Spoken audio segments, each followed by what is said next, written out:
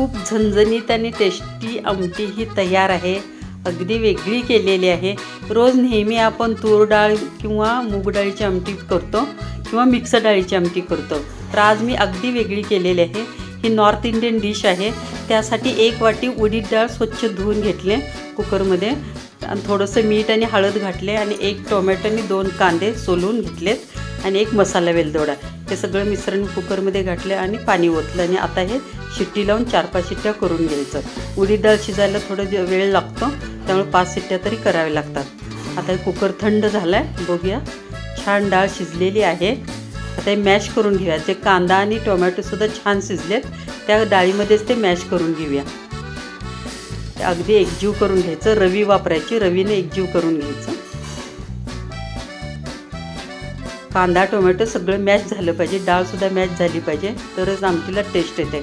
आता पातेलं ठेवलं, त्यामध्ये तेल घातलं 2 चमचे आणि थोडंसं मोहरी घातली, जिरे घातले आणि लसूण घातला। लसूण थोडासा जास्त घालायचा, 1-2 चमचे लसूण घेतले मी, थोडंसं हिंग, कढीपत्ता। आता हे छानसं हलवून घेऊया। फोडणीला खूप छान वास आलाय। हळद घातले आणि 2 चमचे लाल तिखट घातले। हे घरचं लाल तिखट आहे, कांदा लसणाचं, त्यामुळे खूप छान आमटी भाजी होते। हे घरी केलेलं लाल तिखट आहे आणि हे मॅश केलेली डाळ घातली आणि त्याच कुकरमध्ये थोडंसं पाणी घालून परत थोडंसं हलवून पाणी वाढवलं।